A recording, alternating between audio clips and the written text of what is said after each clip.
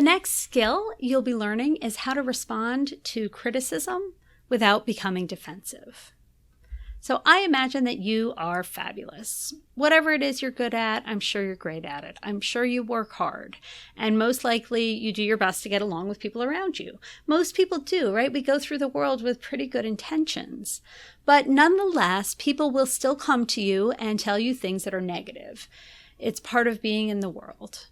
And if you're like most people, when you hear criticism, you're most likely to respond by feeling defensive. And that's human nature. In fact, it's not only human nature, it's all members of the animal kingdom will defend themselves when under attack. And that instinct, that defensive instinct, is going to be triggered whether the attack is a real threat or it's a perceived threat. So it's a good thing. Self-defense is an adaptive response that keeps animals alive. And when somebody criticizes you, you're also going to want to defend yourself with every bone in your body. But the truth is that verbal defensiveness kills productive dialogue. It kills relationships. It stops any kind of problem solving or decision making.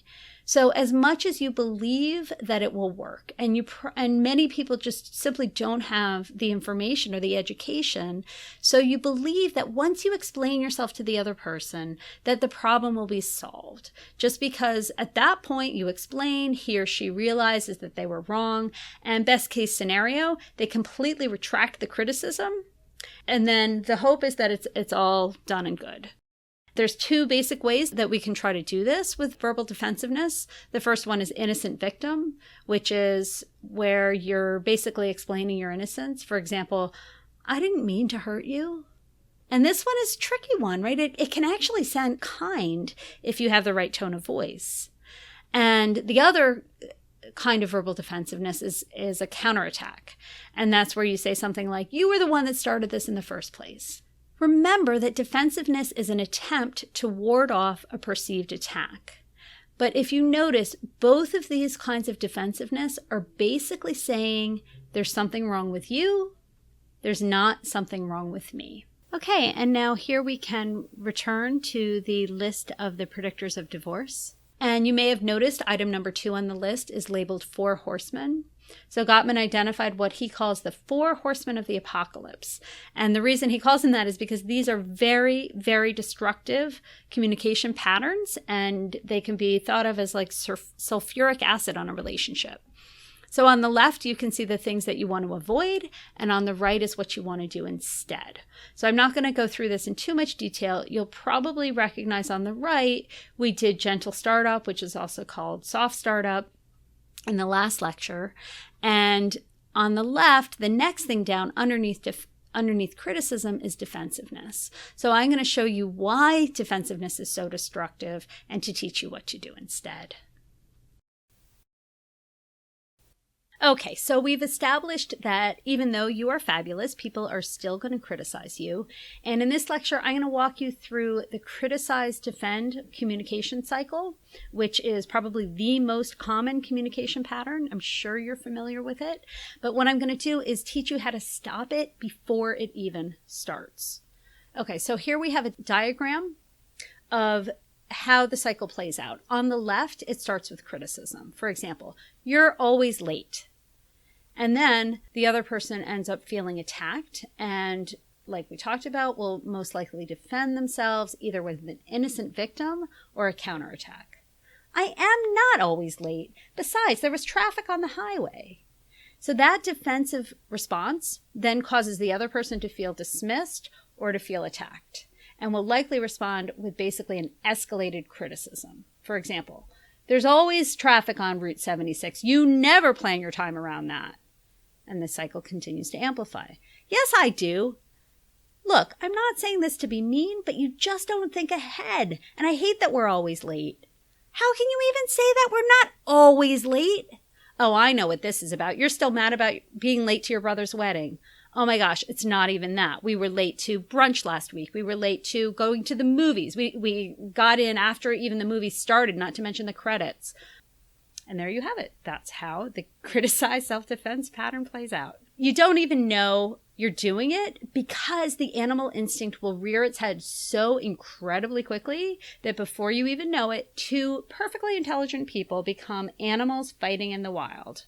And at that point, people end up saying things that they might really regret or don't even mean at all, even though it started off by simply trying to explain their point of view in a calm, rational manner. Doesn't really work. Okay, so the defensiveness antidote is to take responsibility. We know that defensiveness is putting the problem in the other person. So basically the antidote is to do the exact opposite, to acknowledge that it takes two to tango. Okay, so here's the quote. The antidote to defensiveness is to take some responsibility for even a small part of the problem. By doing this, you can quickly reduce tension and prevent conflict from escalating. So how do you actually do it? It's easier said than done. Okay, so let's rework this slide because this is really where the rubber meets the road. When somebody criticizes you, you are likely to feel attacked, but I'm going to encourage you to stop the cycle before you even say anything out loud by challenging your own perception. You're not actually in the wild being chased by a lion. You are being told something that you don't like to hear, that you don't want to hear, something negative. And instead of assuming that that person is attempting to hurt you, try to stay neutral and listen to what they're saying, even though they may not be expressing themselves very skillfully. Try to think from your frontal cortex rather than from your limbic system, and be willing to take an honest look at yourself. So instead of perceiving the criticism as an attack, allow yourself to accept influence from that other person and read between the lines, to see the value in what they're saying instead of responding defensively to the negativity. I know that this is simple in terms of the concept, but actually very difficult to put into practice. So if you can take responsibility for just a small part of what's being said, you can actually enter an effective dialogue instead of escalating that attack-defend communication pattern, which is really, really hard to get out of. Okay, so as hard as it is to catch yourself early on, it really goes a long way in the long run. So once you're able to slow down and recognize that you're not in danger and you don't need to protect yourself, then you need to find the right words to verbally accept responsibility for what's being said. So here's some examples of some phrases to use as you start your sentence. I was wrong. I made a mistake. I get what you're saying. It makes sense. You're right about that. Sorry. Any of those. And it really is important how you start that sentence, as we know from the last lecture. Here's how it would go instead. You're late.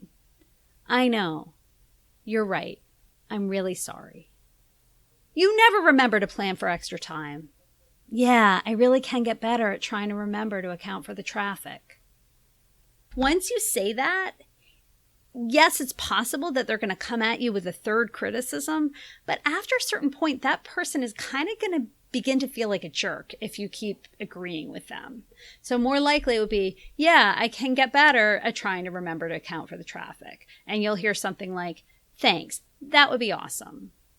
And then you can say something like, I want you to know that I really was trying to get back on time. I was just so frustrated to be stuck in stop and go traffic, knowing I was already late. At this point, you're now two people talking about an external problem. So you might hear something like, I know, 76 is the worst. The traffic is so bad.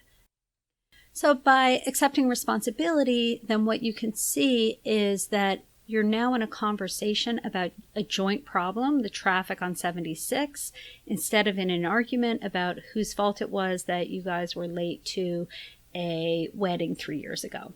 So that's how it works if you're able to catch yourself right at the very beginning of the process. And in the next lecture, I'm going to give you some scenarios and you can practice how to not be defensive when somebody is criticizing you.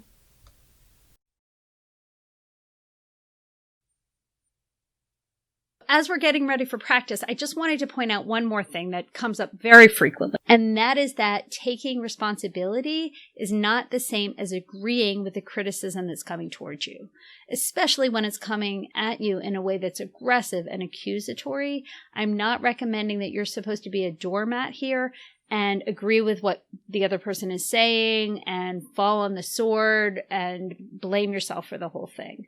Absolutely not. The point is that you're trying to show the person that it matters to you what they're saying, and that you're trying to see where they're coming from by looking at yourself, not just ricocheting it back. So let me show you the difference between the two. If somebody came at you and said, "You're being disrespectful," that's a really great example of a criticism because it's attacking character instead of making a behavioral request.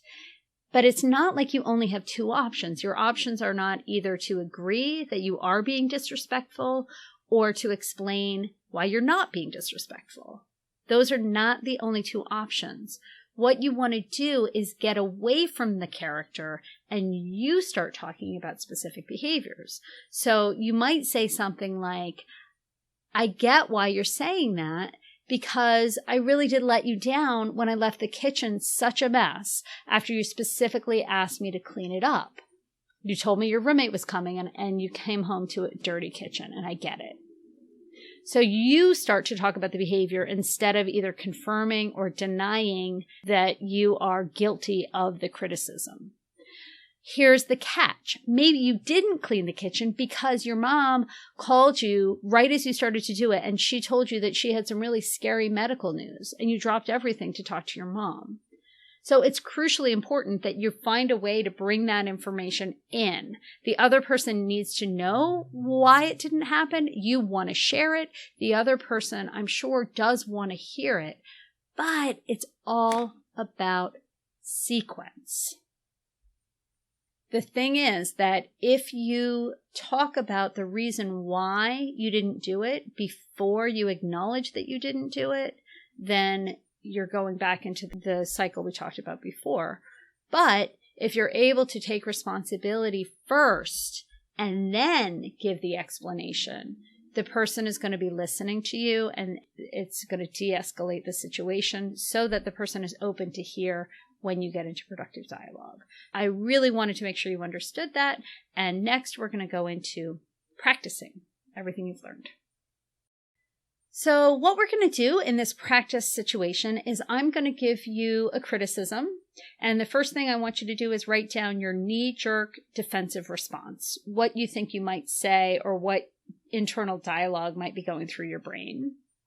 And then go ahead, you should pause, go ahead and pause the video while you're doing that. And then second, to use the antidote of taking responsibility and trying to think of a behavior that you may have done that caused the person to feel what they felt. And that would be a way to turn the productive dialogue exactly as we've talked about. Okay, here's your first scenario. You're so lazy. Second one. I can tell you don't care about my feelings. No offense, but you're just not very good at this. Great. Now it's time to check your work. And I want you to take a look and notice a few things. First off, did you take responsibility for some aspect of what you were being accused of? And what can you imagine might be said next in both of those scenarios? So thinking about your defensive response, take a look at your piece of paper. What do you think the person would have said next with your defensive response? And what do you think would be said next with your taking responsibility? So I'd love it if you could go ahead and add that to the comment section and keep the conversation going. Thanks.